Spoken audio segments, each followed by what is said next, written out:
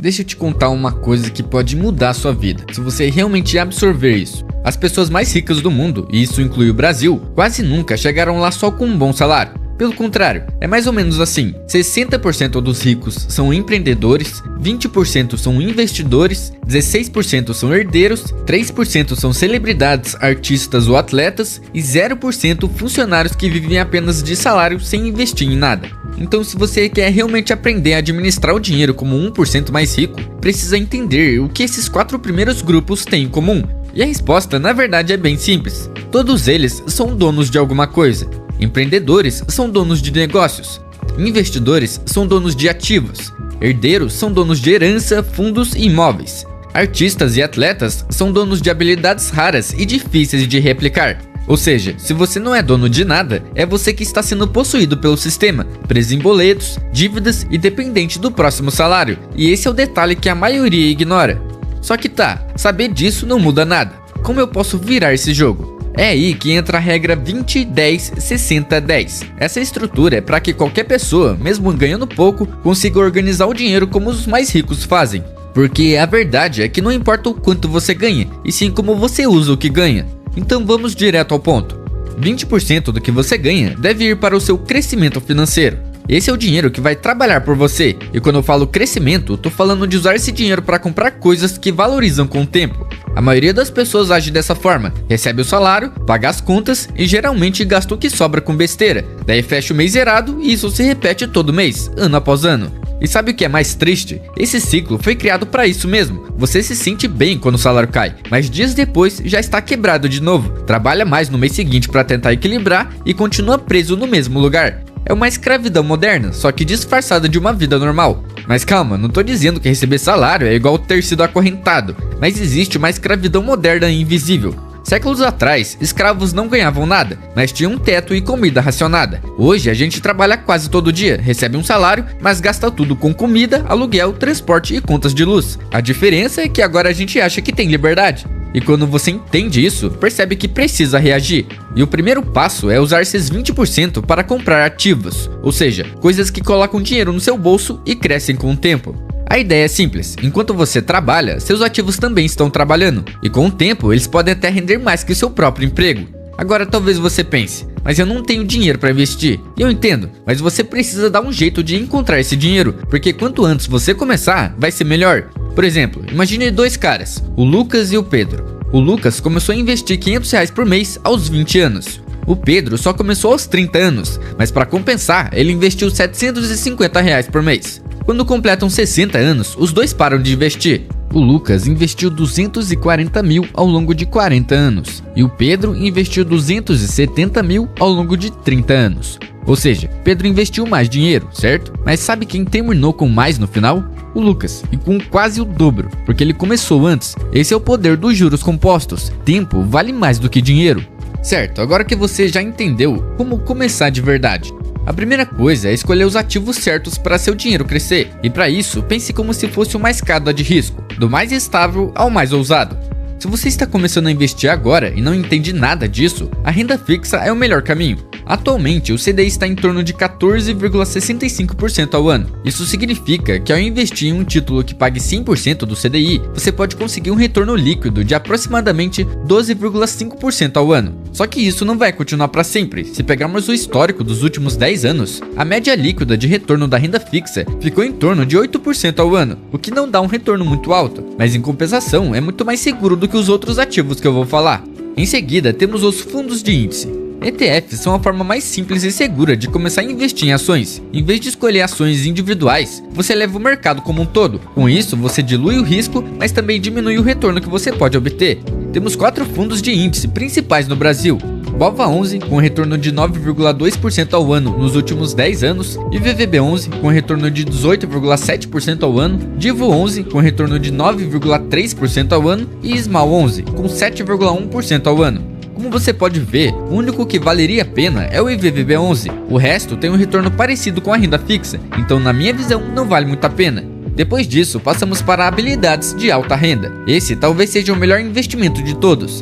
Aprender algo que te faz ganhar mais dinheiro multiplica sua renda e seu potencial de crescer muito acima de 20% ao ano. Por exemplo, se você investir 5 mil em bons cursos ou capacitação, em alguns meses trabalhando na área, você já recebe seu investimento de volta e os próximos anos são de puro lucro. E tem várias coisas que você pode fazer, como vendas, edição de vídeo, tráfego pago, programação, designer, copy, e também tem vários serviços braçais que estão em alta, como instalação de energia solar, manutenção de ar-condicionado, pintura e pequenos reparos residenciais, mercenaria sob medida, montagem de imóveis, aplicação de películas ou isofilme, enfim, tem muitos. A verdade é que qualquer área onde exista demanda e pouca mão de obra qualificada, o profissional que sabe o que faz pode cobrar muito bem, mesmo sem ter um diploma.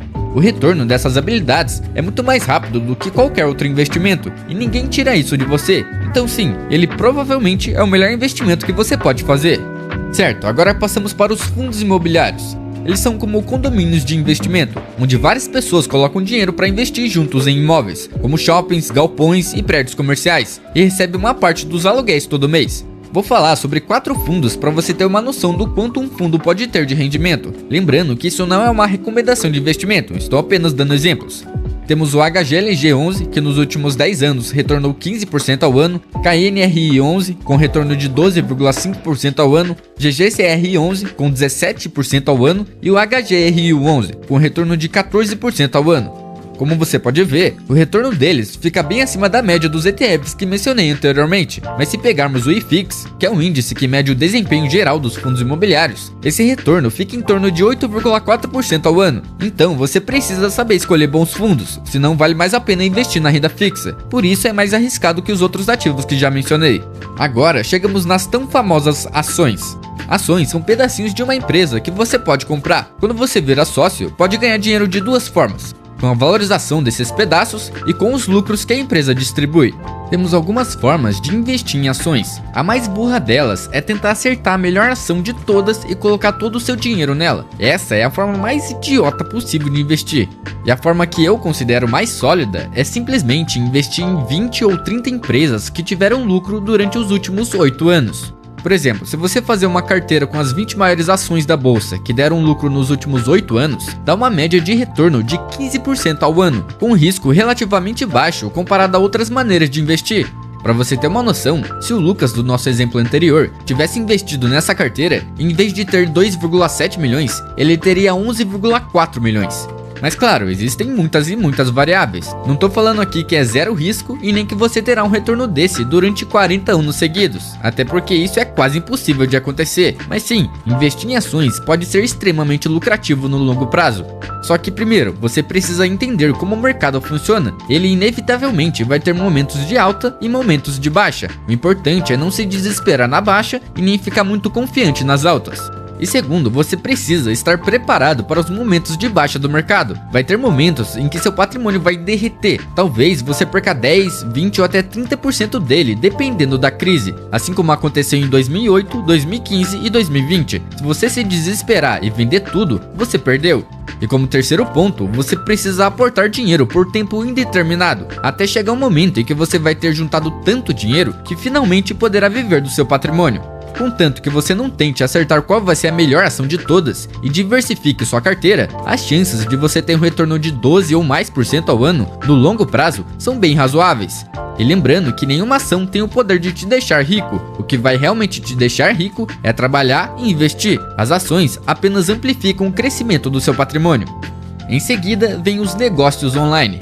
Hoje é possível empreender com um notebook e internet, infoprodutos, e-commerce, cursos, afiliados, serviços digitais. Dá pra ganhar muito dinheiro com isso, mas também dá pra perder muito dinheiro com isso, então tome cuidado. Provavelmente vai dar errado algumas vezes antes de você acertar. Por isso, antes de tentar, junte uma grana e tenha uma base financeira forte. Daí você pode arriscar com mais tranquilidade. E já que estamos falando de retorno, o retorno de ter negócios online pode facilmente ultrapassar 20% ao ano, se der certo, claro. E como último ativo, temos os investimentos alternativos. Bitcoin, ouro, itens colecionáveis, enfim, aqui, como todos os outros, você pode ganhar ou perder muito. A minha dica infalível é: não invista no que você não conhece, simples assim. Agora que você já sabe no que investir, a próxima etapa é entender como investir de forma prática e inteligente, porque não basta apenas escolher bons ativos, é preciso garantir que o dinheiro realmente entre no jogo e comece a trabalhar por você. Muita gente abre a conta na corretora, faz o primeiro depósito e para por aí. O dinheiro fica parado sem render nada e a pessoa acha que está investindo. É aí que entra o segundo passo, criar o hábito de investir todo mês de forma automática. A melhor maneira de fazer isso é programar uma transferência automática do seu banco para a corretora assim que o salário cair, e se possível no mesmo dia. Isso vai te proteger daquela tentação de gastar o que sobrou e te força a priorizar seus objetivos. É o famoso pague-se primeiro. Depois que o dinheiro estiver na corretora, o próximo passo é aplicar. Como eu falei, você pode seguir por várias estratégias. Você pode aplicar só na renda fixa, só em ações, ou fazer uma carteira diversificada com ações, renda fixa, fundos imobiliários e ativos no exterior. Pesquise, veja qual mais combina com você e comece a aplicar. E uma vez que seus investimentos estão automatizados, o seu trabalho é simples. Pare de mexer nas coisas e vá ganhar mais dinheiro. Porque a verdade é, quem constrói riqueza não é quem escolhe o ativo milagroso, mas quem investe de forma consistente e por mais tempo. Seu foco agora deve ser aumentar sua renda, para daí poder aumentar os aportes. É aí que entra tudo que eu falei no primeiro passo, desenvolver habilidades valiosas. Se você ainda não começou, aprenda algo útil. Comece com um bico, uma renda extra, mas traga mais dinheiro para dentro e invista esse dinheiro direto na sua liberdade financeira. Certo, agora vamos falar da segunda parte da regra, os 10% para a estabilidade. Essa é a parte do dinheiro que te mantém no jogo. Muita gente não percebe que nem todo o dinheiro deve ir para investimentos de crescimento ou consumo. Uma parte precisa ser guardada para proteger seu progresso. Porque imagine essa situação, uma pessoa que trabalha como autônoma depende do notebook para atender clientes. Um dia o computador simplesmente para de funcionar. Sem dinheiro guardado, ela precisa parcelar o outro em 12 vezes no cartão com juros. Enquanto espera o novo chegar ou consertar o antigo, ela perde prazos, clientes e toda a renda dela, o que cria uma bola de neve, porque ela vai precisar se endividar novamente no próximo mês para pagar o rombo do mês anterior. Tudo isso porque ela não tinha uma reserva. Se ela tivesse separado 10% do dinheiro para estabilidade, a história teria sido completamente diferente.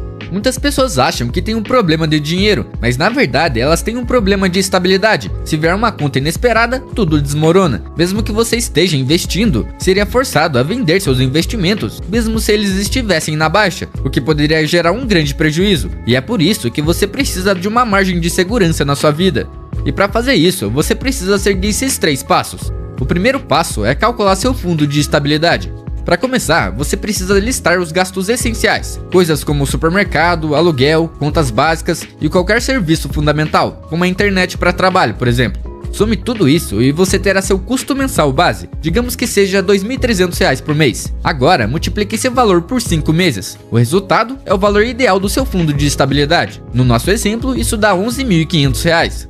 A cada mês, 10% do seu salário deve ir para esse fundo, até atingir esse valor. Talvez você pense que esse valor é um exagero, mas confie em mim, quando a vida te der uma rasteira, em algum momento ela vai dar, isso é inevitável, você vai conseguir se recuperar tranquilamente, sem desespero, sem se endividar e sem perder anos da sua vida pagando contas. O segundo passo é armazenar da forma certa. Agora que você já sabe o quanto precisa, tem que saber como guardar da forma certa, e aqui vão 3 regras de ouro. A primeira regra é que tem que ser de acesso rápido. Seu dinheiro precisa estar disponível em até 24 horas no máximo. Então nada de colocar em um investimento que só pode ser resgatado em 2030. A segunda regra é zero risco. Isso não é um dinheiro para investir, especular ou buscar um retorno alto. Então nunca coloque seu fundo de emergência na bolsa de valores, nem em cripto ou em qualquer outro investimento volátil. Seu dinheiro precisa estar o mais seguro possível. E a terceira regra é que tem que render alguma coisa. Só porque não é um fundo de crescimento, não quer dizer que ele deva ficar parado, porque dinheiro parado é dinheiro perdido. Então deixe em um CDB com liquidez diária, rendendo 5% do CDI. Por exemplo, se você tiver R$ 11.000 de reserva, seu dinheiro estará rendendo todo mês entre R$100 a R$110, só de você ter deixado o dinheiro ali. O terceiro passo é que você tem que acumular rápido. A maioria acha que montar um fundo de emergência leva anos, mas se você jogar com inteligência, pode ser muito mais rápido. Existem 3 táticas que se complementam e pode te ajudar a acelerar o processo. A primeira tática é a varredura do salário. Assim que o salário cair, 10% vai direto para o fundo de emergência. E você precisa automatizar isso, como fizemos com os 20% para o crescimento. Ele precisa estar 100% no piloto automático. A segunda tática é a promessa de reposição. Você se compromete que toda vez que usar o fundo, vai repor imediatamente. Por exemplo, se o carro estragar e você precisar gastar R$250 para consertar, ok, o fundo é para isso. Mas assim que o próximo salário cair, você coloca esses R$250 de volta, como se nada tivesse acontecido. E a terceira tática é economizar gastando. Pode parecer estranho, mas funciona. Use apps de arredondamento automático. Eles arredondam suas compras para o real mais próximo e guardam a diferença. Por exemplo, se você gastar R$30,50 em um lanche, o app pega 50 centavos do saldo da sua conta e guarda. Não é muito, mas ao longo do tempo isso dá uma boa diferença. Agora, quando o fundo estiver completo, você tem duas opções. A primeira é redirecionar esse dinheiro para o fundo de crescimento. E a segunda é usar o último pilar do sistema, os 10% finais que vamos ver daqui a pouco. Agora vamos para os 60% na regra, os essenciais. Esses são os 60% que alimentam você, não o seu ego. Surpreendentemente, mais de 63% dos brasileiros que ganham mais de R$14.000 por mês ainda vivem de salário em salário e não possuem nenhuma reserva. A maioria deles estão ocupados demais tentando parecer ricos em vez de se tornarem ricos de verdade. Isso mostra que você pode ter um bom salário e mesmo assim continuar quebrado todo mês. Eu já vi gente comentando no meu vídeo que ganha 20 mil por mês e ainda assim não consegue fazer o dinheiro sobrar. No final, não é sobre o quanto você ganha, mas o quanto você desperdiça. É muito fácil se enganar com aparências. Tem gente por aí cheia de estilo, roupas de marca, relógios caros, uma vida corrida, sempre em restaurantes ou um evento. Mas se você olha para a conta delas, tem 50 centavos, um cartão estourado e várias dívidas. Enquanto outras, que parecem mais simples, têm mais de 50 mil de reserva e absolutamente nenhuma dívida.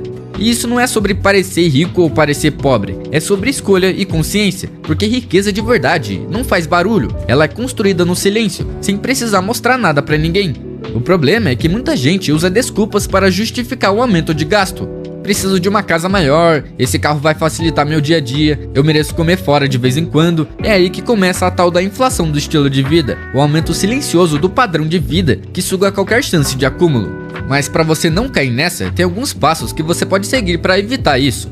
O primeiro passo é ter clareza sobre o que realmente é essencial. Muita gente não vai gostar disso, porque o que hoje é visto como essencial, muitas vezes é só um luxo disfarçado.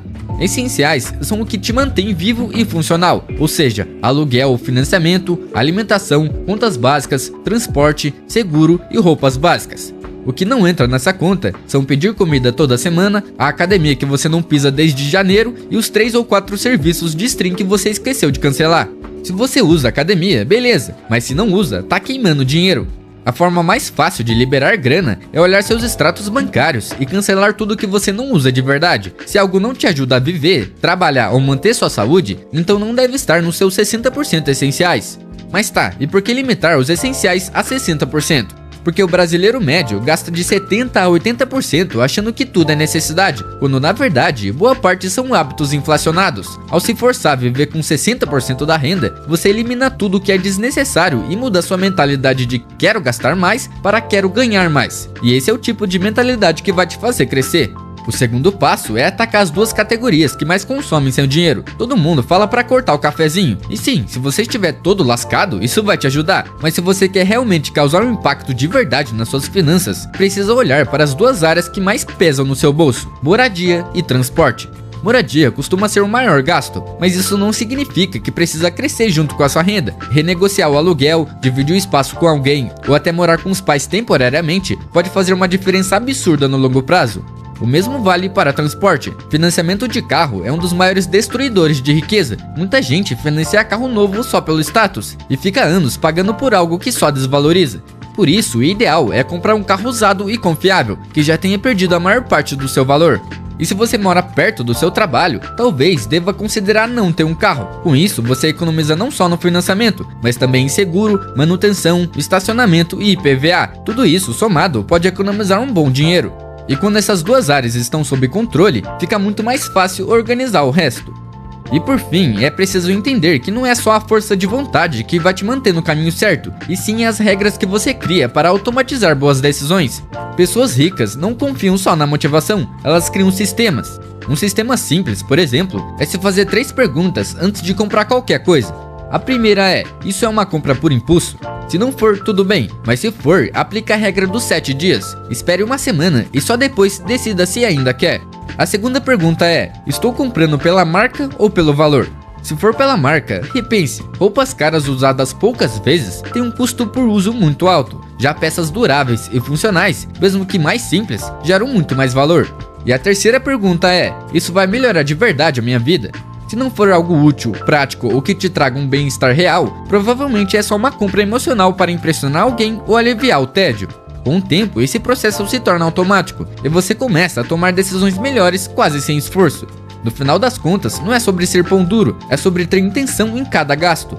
Os últimos 10% da regra são dedicados às recompensas, a parte que ajuda a manter a sanidade mental e emocional no meio de toda essa disciplina financeira. Porque dinheiro não serve apenas para crescer, se proteger ou pagar as contas, ele também deve proporcionar momentos de prazer.